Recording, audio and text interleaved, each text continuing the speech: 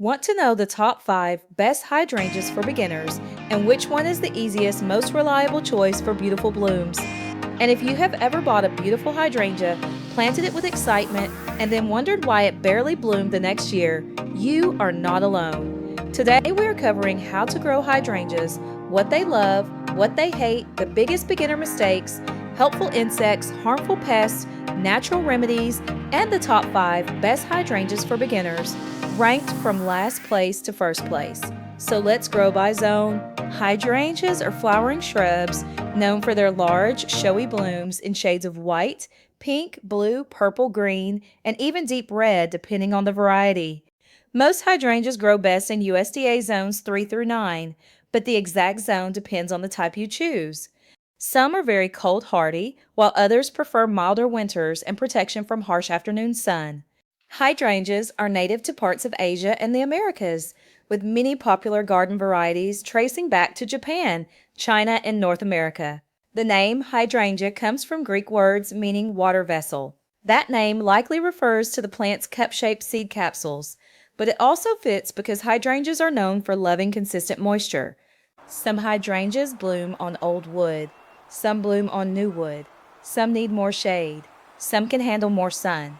And if you prune the wrong type at the wrong time, you may accidentally cut off next season's flowers before they ever have a chance to bloom. The main types beginners should know are bigleaf, panicle, smooth, oakleaf, and mountain hydrangeas. Bigleaf hydrangeas are the classic mophead or lace cap types, and these are the ones most known for blue, pink, or purple flowers. Panicle hydrangeas usually have cone-shaped blooms and are some of the easiest for beginners because they are more sun-tolerant, cold-hardy, and bloom on new wood. Smooth hydrangeas are known for large, rounded flowers, with Annabelle being one of the most famous examples. Oakleaf hydrangeas have cone-shaped blooms and beautiful oak-shaped leaves that add outstanding fall color to the garden. Mountain hydrangeas look similar to bigleaf hydrangeas, but they are often more cold tolerant and reliable in areas where traditional bigleaf hydrangeas struggle. One of the biggest reasons people fall in love with hydrangeas is their incredible color range. Depending on the type and variety, hydrangea blooms can be white, cream, lime light green, soft pink, blue, purple, red, or even deep burgundy. Bigleaf and mountain hydrangeas are the ones most known for changing color based on soil pH. More acidic soil can encourage blue or purple blooms, while more alkaline soil can encourage pink blooms. White hydrangeas usually stay white and do not change color the same way. Panicle hydrangeas often start white or lime green, then age into shades of pink, rose, or burgundy as the season goes on. Now let's talk about how to plant hydrangeas. Hydrangeas are usually planted from starter shrubs, not seeds. While hydrangeas can produce seeds, growing them from seed is slow, unpredictable, and not the best option for beginners. For the easiest start, buy a healthy nursery plant from a trusted garden center or online nursery. Look for strong green leaves, sturdy stems, and no signs of yellowing, wilting, or pest damage. The best time to plant hydrangeas is in spring or fall, when temperatures are cooler and the plant has time to settle in before extreme summer heat or winter cold. To plant, choose a spot with rich, well-draining soil.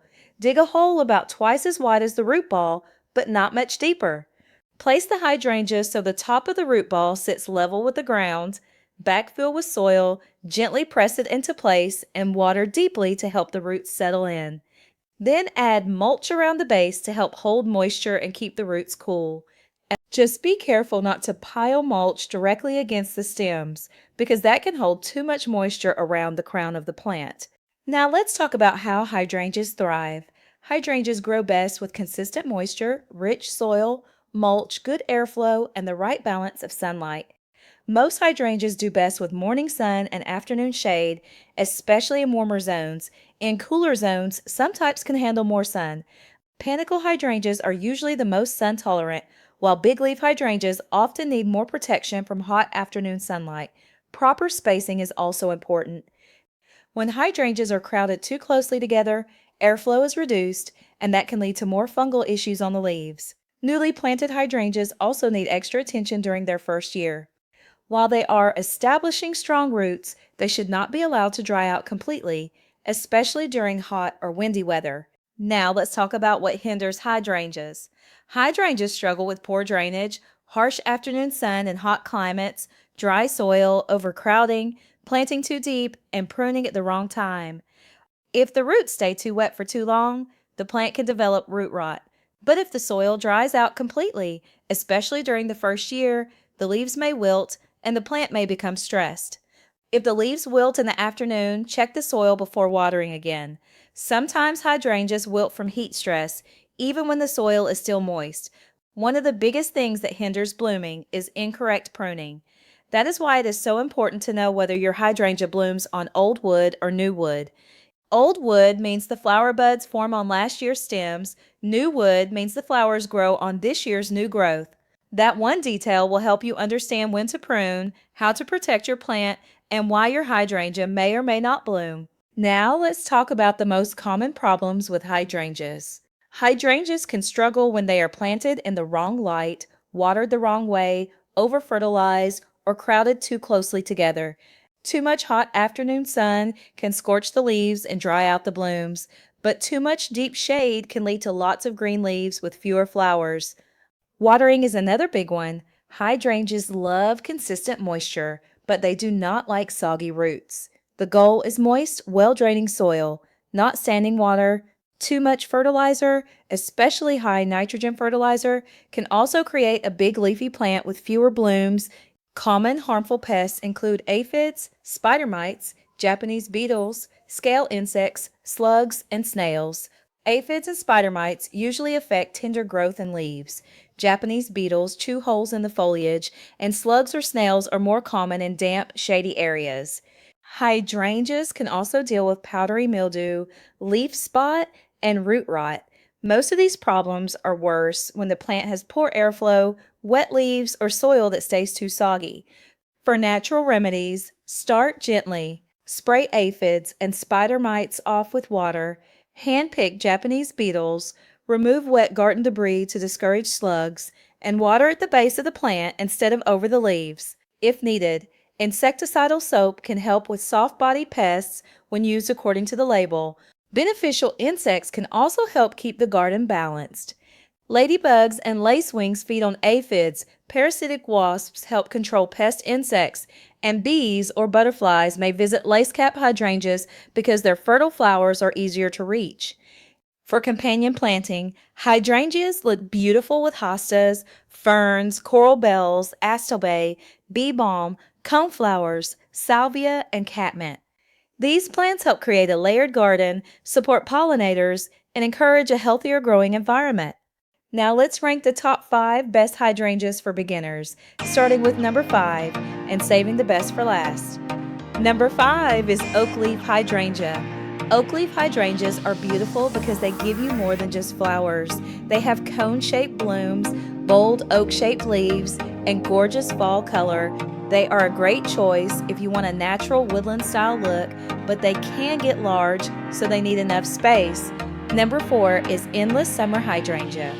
Endless Summer is a popular bigleaf hydrangea known for blue, pink, or purple blooms, depending on your soil. It can bloom on both old and new wood, which makes it more forgiving than many traditional bigleaf hydrangeas.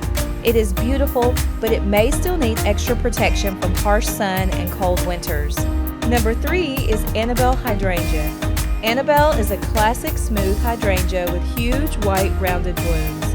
It is beginner friendly because it blooms on new wood, which makes pruning much easier. The only downside is that the large blooms can sometimes flop after heavy rain. Number 2 is Limelight Hydrangea. Limelight is one of the most reliable panicle hydrangeas.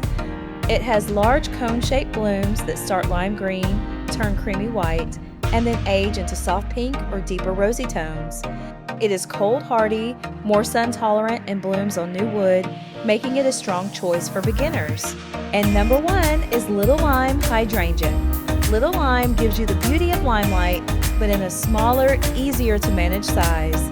It has gorgeous color-changing blooms, handles pruning well, works in smaller landscapes, and is very beginner-friendly. If I were choosing one hydrangea for reliable blooms, easier care, and beautiful garden impact, Little Lime would be my top pick. And don't forget to visit our website to download your free one-page hydrangea growing guide so you can keep these tips handy when you are choosing, planting, and caring for your hydrangeas. If this video helped you, please like, share, and subscribe so more gardeners can learn how to grow with confidence.